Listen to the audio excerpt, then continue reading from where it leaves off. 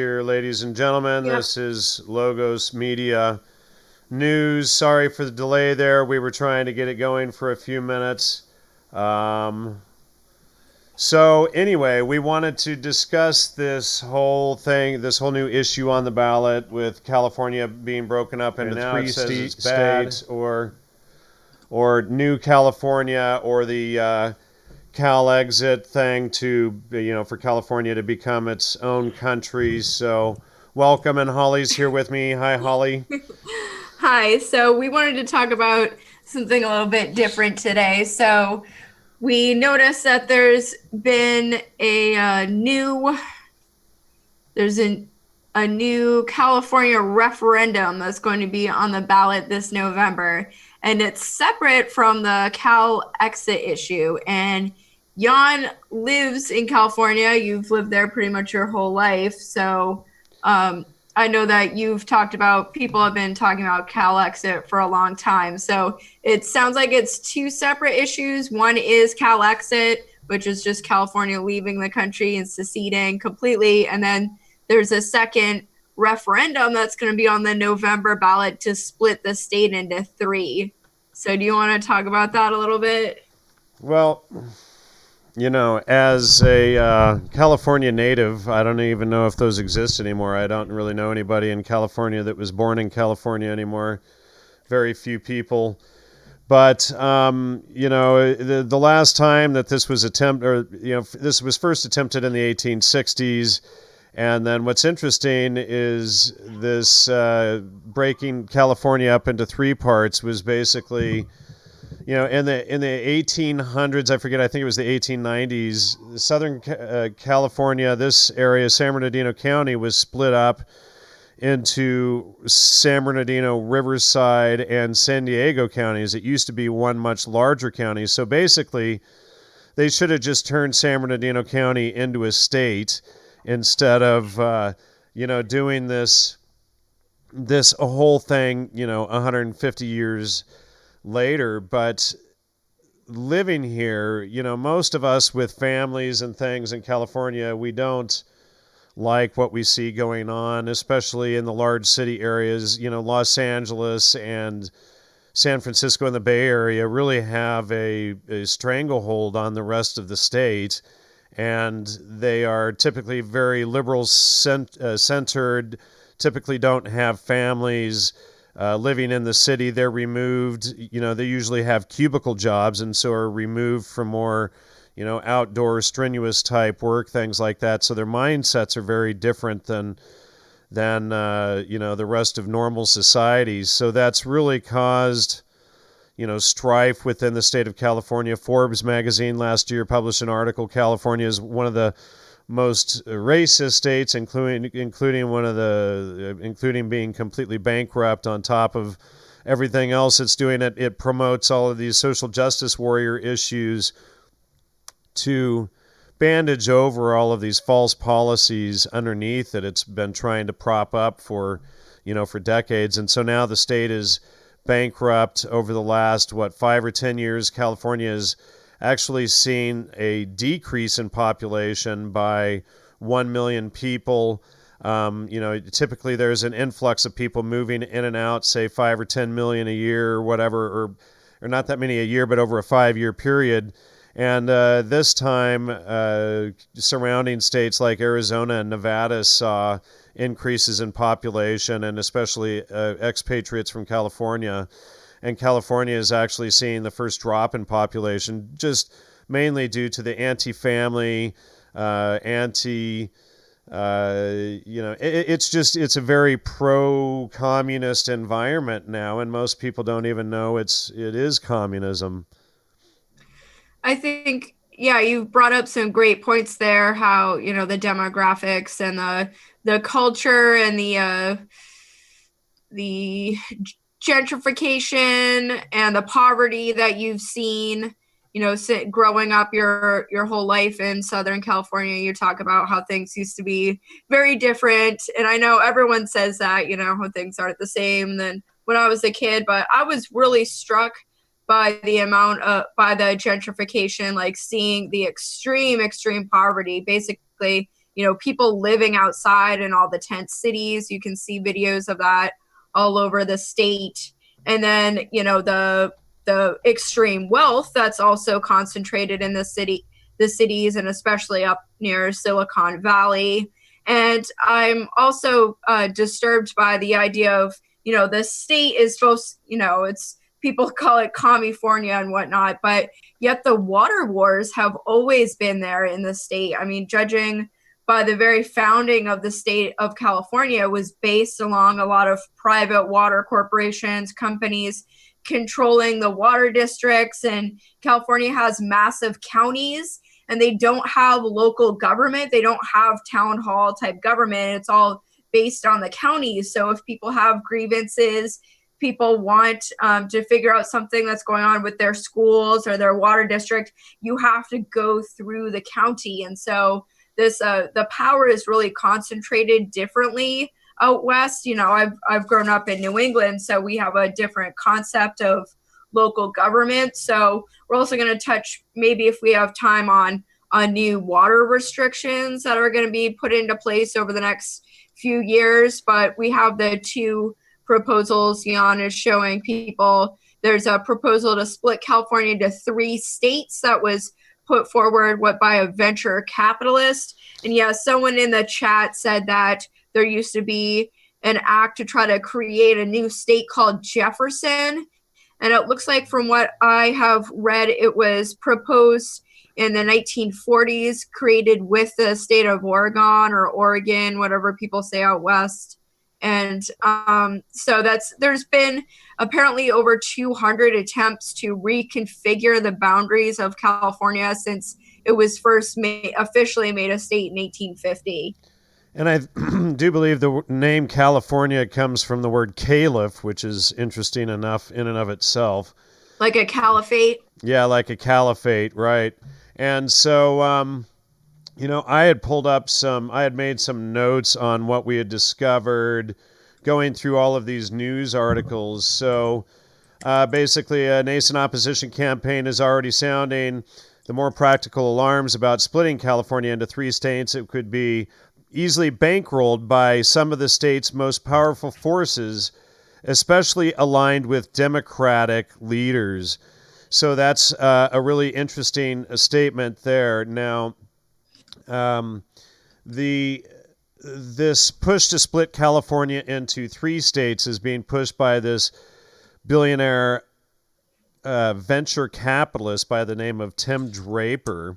And this guy Draper, interestingly, it goes on, would create 2 reliably blue states. In other words, what we can see is that they want to push the communist agenda. They want to use it to force Congress and everything. So they want to have 2 reliably blue states, and also 1 swing state.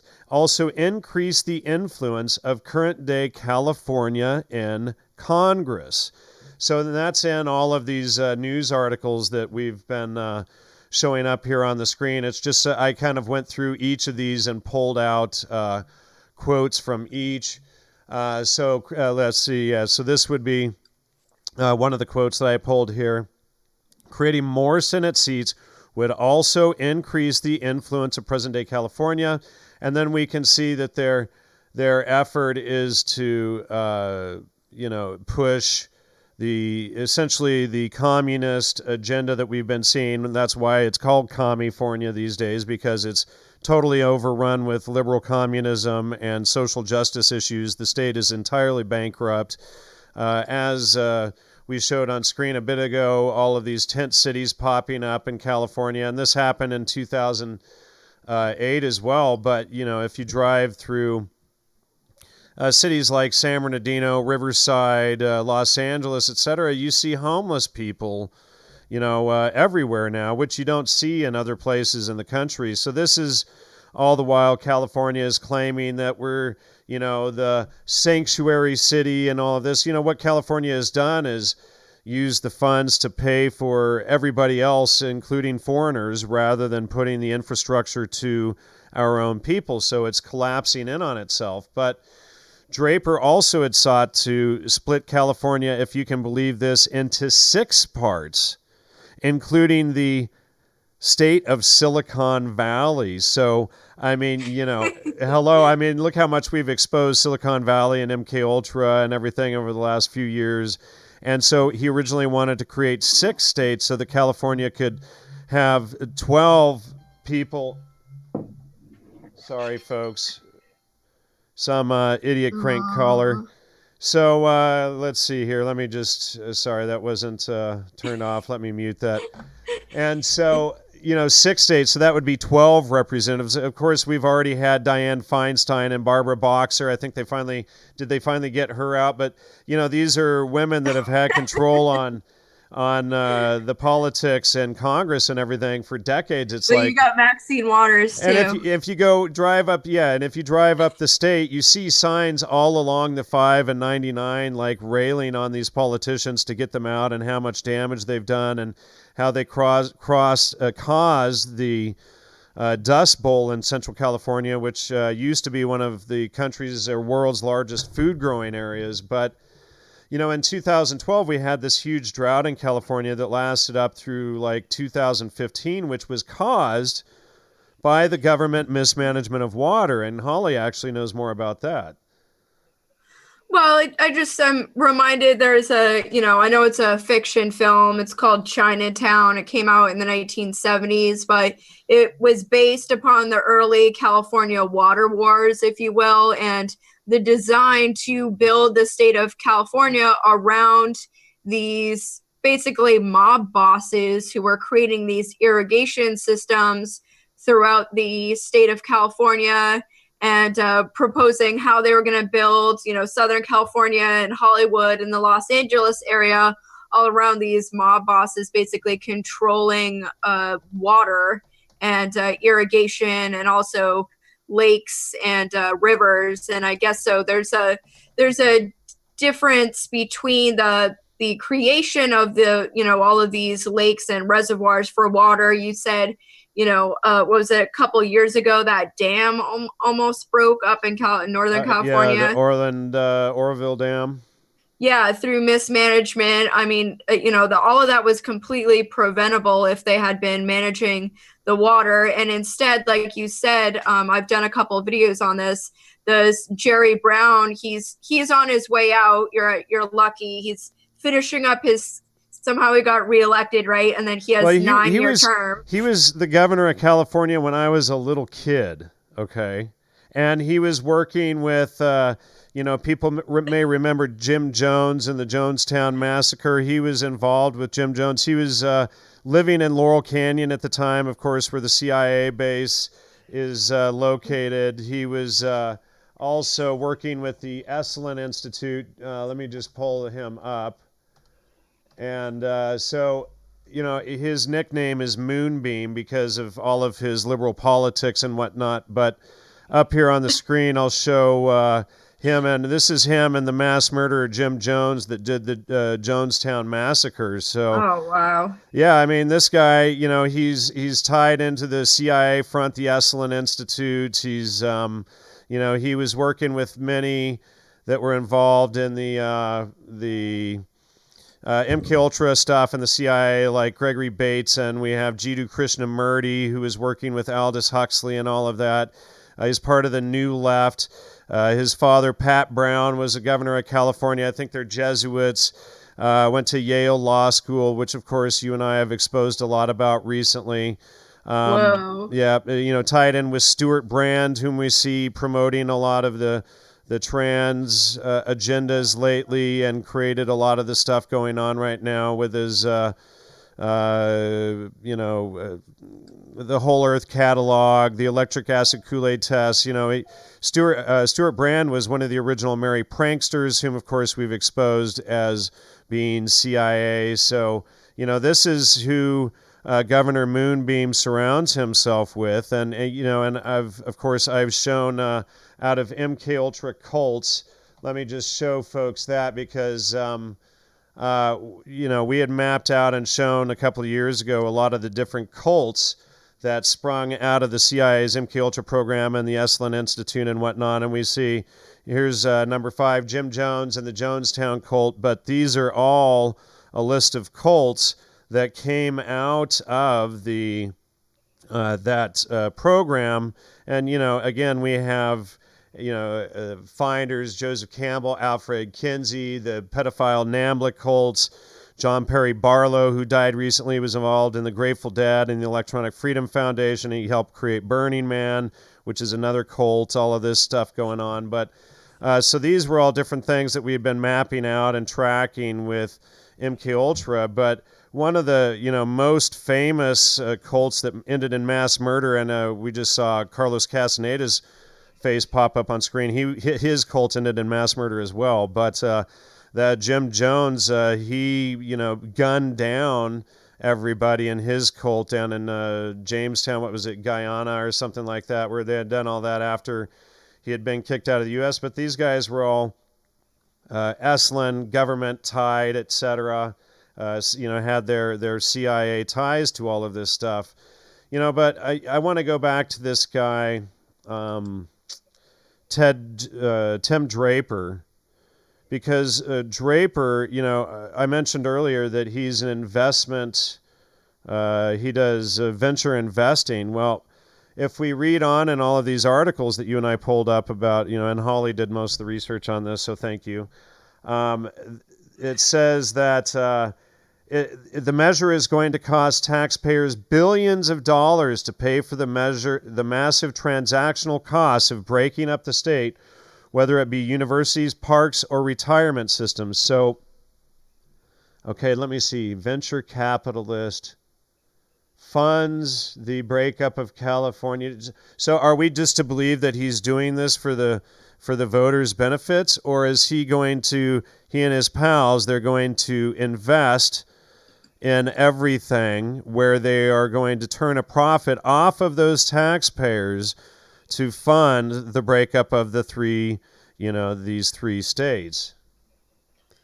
So I think that's a great point. I mean, it's fascinating. We see, California, which is supposedly, run by communists and all these leftist people and constantly voting in these lifetime appointed, basically. I mean, if you think about Dianne Feinstein, she's been in office since the 1970s. Maxine Waters been in office for decades.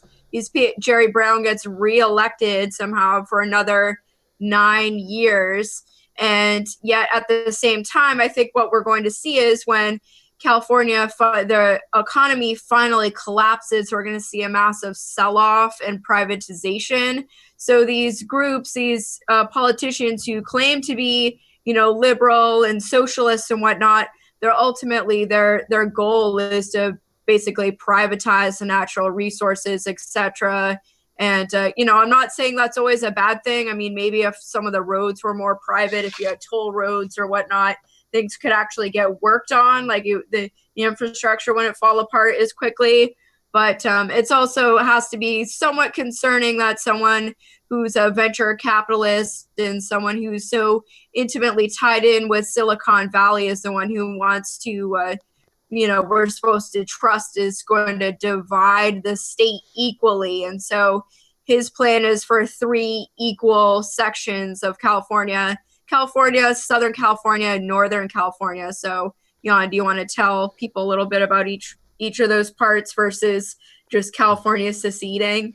Well, and I've kind of joked about part of, the Bay Area seceding. And what's funny is one of the original proposals was to break California into 2 states. And I just was showing that on screen. So, this one is actually more logical. This is where all of the communism is centered along the coast here, all of the extreme liberal areas. They kind of lack families. They're also the largest city areas.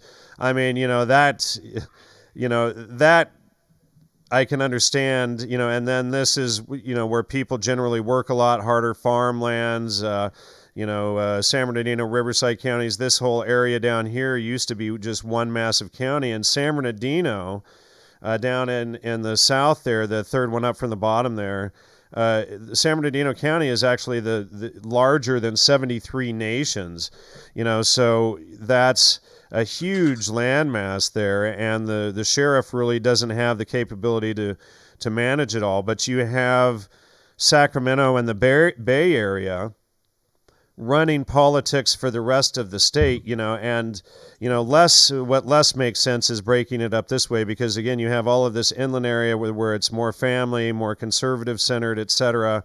And then this part they want to call California, and then Southern California. But in a sense, I half wouldn't mind this one, but it would be kind of ridiculous to drive 20 minutes or an hour from here and have to go through a different state or whatever. But I guess on the East Coast, you guys, you drive from Portland to New Hampshire, and then 5 minutes later or 10 minutes later, you're in Massachusetts, and and you if you blink, you drive past the exit for Rhode Island, and Hey, so. so it looks like we got almost 60 people watching. Could you show people our new channel and the Patreon? Can you pull that up for Sure. us? So, yeah, we have a new Patreon thing for people to help support and donate to the show up here. It's just patreon.com/Logos Media. And then let's see, I think I accidentally closed the new channel. Let me see if I can pull that up. Let me mute that first. We're trying to get 1,000 subscribers on the new channel just for more shows that Jan and I do together, and also just as a backup channel so that we can have, we have problems with YouTube. People get unsubscribed all the time, kicked off on both of our channels. All kinds of weird things go on with YouTube. So it's a good way to try to stay connected with all the viewers that way too. And right now we've managed to get up to 460. We're trying to get it to 1,000. So, we've gotten almost 300 since yesterday. We really appreciate the support. We want to, again, try to push that up over 1,000. And I think they're going to require us to have 4,000 view hours or something like that too. But we'll drive it up, and with all your help. So we appreciate your support, everyone, and also the support on Patreon. And what we plan to do is also start putting out exclusive content for the supporters of Patreon, which I've thought about doing on the Gnostic Media website for years. So maybe we can do that for members or something there on occasion as well. So anyway, did you have more that you want to add on this topic? Yeah, I think we haven't really talked about, so the Cal exit, the idea of California seceding completely from the union probably isn't going to happen. There just isn't the willpower within the state to do so, and also in a lot of ways that could, that's basically last time that sort of thing happened was with Texas, and they sent in the National Guard, and it was a big mess. So I don't really actually see that happening with California. Well, also, if you want, let me just add right there, especially when you consider that the Bay Area is the wealthiest place in the entire country, with all of the intelligence and military and surveillance IT stuff up there, the computers and all. So, there's no way that the government would let that go, but something that I wanted to mention really quick on Cal exit, in the election in 2016, voted 61.5% for Hillary Clinton. And we've seen, all that's come about of that. And of course, we were trying to expose all of that back then. Sorry, Holly, go ahead. Yeah, so I don't necessarily see like Cal exit happening anytime soon. Of course, with this three-way split, which is going to be on the ballot in November for California, Northern California, and Southern California. Also, after this referendum happens, which means the people of California, the voters, hopefully they're actually eligible to vote and they'll be voting. Things seem a little bit strange in California about that anyway. But if the voters vote for it via referendum, I guess the state legislature of California also has to approve, and U.S. Congress has to approve the split. So, I don't really think it's actually going to happen. It'd be very difficult, although personally, I think it would be good to have more local government in California. I had just been looking, out of interest in Jan's county of San Bernardino. It's massive. And trying to figure out, who was his school board representative and who was like his local representatives. Like, these people are in office for life. Like, they can be in office as long as they want, and they literally, there's thousands and thousands of people. So I like the idea of having smaller government. I think that would help the state overall and help the people more. But I don't really know if splitting it up into three is rational at this point. So. And somebody's just asking about interviews with Gino Denning on the Trivium. I just want to say that Gene doesn't do interviews anymore. He feels he's past his years. So anyway, that's it for me for today. Well, I want to say something about the reason why I brought up Jerry Brown is because he he's on his way out of office. You're going to be voting someone else into office. But California became the first state to pass water lahad limiting the number of toilet flushes and showers that people can have. So I had done a video on my channel just kind of half joking about it, but by 2022 they're going to limit water to 55 gallons per person per day.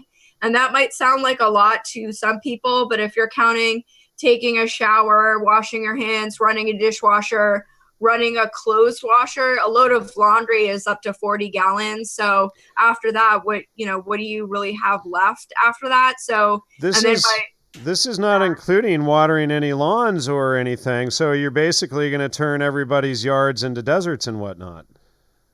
And that's another great point, because so many people in California technically do live in desert. I mean, the city was built, the whole state was built, especially the southern half, upon massive irrigation and reliance upon the irrigation and the water being transported by human means. So if they're planning to, after 2030, which anyone who is interested in conspiracy, New World Order type stuff, there's Agenda 2030. They're launching they're going to lower the amount of water you can have to just 50 gallons a person. Yeah, they say it's to, get everybody into a conservationist mindset. In other words, it's a communist ploy so that they can restrict every single aspect of your life. They want to restrict how much water you use, how much electricity you use, how much gas you use. They want to restrict how much food you eat, the kind of food you eat. They want to push everybody on a eugenics vegan diet. They want to control, eventually they'll control for how much oxygen you're allowed to breathe. They'll want to control if you can reproduce or not. I mean, this is the goal of this stuff. This is the communist agenda, and we see it over and over and over, trying to control every aspect of human life. They would love to have it so that people are born from, test tubes like Huxley's Brave New World. That's what, the CIA and MK Ultra is all based on, is this agenda, this blueprint laid out in the Brave New World and Brave New World Revisited that I've done so much to expose over the years. So yeah, it's serious stuff, and people might think, oh, well, it's a good thing, but it's an initial step to control life, and never mind that it's the state that's been the most responsible for the mismanagement of the water. They're the ones to blame, but they want us to think that fossil fuels are, quoting, it's fossil fuels when oil is abiogenic and created from volcanoes, not from ancient dinosaurs and this stuff. So, they're constantly feeding all of this misdirection and nonsense to get us to think about, carbon footprints. All life is based on carbon. So, people need to think about this stuff and the spin that these people use. So just some more context for people. They're saying an 8-minute shower uses about 17 gallons of water. Load of laundry can be 40, and a bathtub can hold 80 to 100 gallons of water. And they want to basically fine anyone who goes above that. And I'm also wondering if that will start to apply to the amount of, what types of food people can consume. So sure. You might have seen before where people are like, okay, well, red meat, the cow uses this much water a day, so we're going to have to fine you, for eating red meat because it uses this much water. And it's all through mismanagement, like you said. And that's exactly the tiptoe totalitarianism agenda that they want to push. But for families who have children and whatnot, and especially young children and toddlers, that means no more baths for your children. I mean, this is the kind of totalitarian nonsense. So people need to stand up and fight back against this stuff. Instead of creating sanctuary cities for every illegals to stream across and hog up our resources and everything, we really need to start thinking about ourselves and our own families and our own futures. And just because you don't have your own family doesn't mean that you should be caring about every illegal immigrant who streams across the border. We need to take care of our own first. And we're not able to do this with this nonsense, policy of support everyone but ourselves. So this is what it's come to with, the Democrats and this, communist agenda that they're running. Again, that's why we call it California now. So I mean, I guess I'm torn on this overall because I do think in a lot of ways, like if cities want to continue to be sanctuary cities, and you had brought up the whole plastic bag issue, like we put a 5-cent tax on plastic bags here in Maine. And I don't know if you have a tax or if you've outright banned plastic bags over there, but you said that that's also leading to massive cleanliness issues as well. So on top of banning water. Well, yeah, they got rid of the plastic bags in grocery stores except for a 10-cent tax per bag. And then what's happened is now you have all of these homeless cities popping up where they defecate in bags. So then now there's no bags, and then they saw the rampant spread of disease and hundreds of people dying and thousands of people getting, ill from this and from, feces being left about. So, yeah, it's, the road to hell is paved with quote unquote good intentions, right? So this is the road to hell that they're on.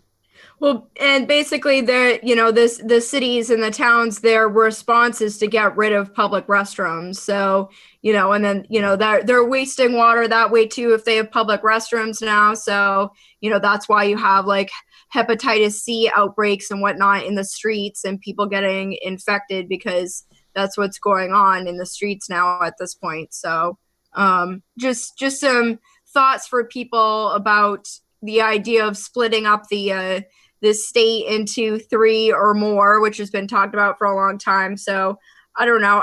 I think it might be a good idea. I don't really necessarily see it happening though. So yeah, it might be a good idea to break it up into 2 at least. Then that way you could drive from Southern to Northern California and just surpass the whole communist area altogether. You could just circumvent it. That might be kind of nice. But anyway, please support the show. Throw us up a Patreon. Go to the donation page, and we really appreciate all your support. Hopefully this was informative for all of you and what's going on. And this guy, Tim Draper, and his agenda, which we think is driven behind profit motives and in the rebuilding of the infrastructure of these 3 states, etc. So you said he started Skype and Hotmail? Yeah, he was one of the investors in Skype and Hotmail, and we can see how both of those were taken over by Microsoft, and Skype has really run into the ground in the last couple of years. They've really destroyed it. So I guess good riddance of Skype at this point. All right. Anything else? No, that's cool. All right. Thank you. Thank you, everyone. Take care. Bye-bye.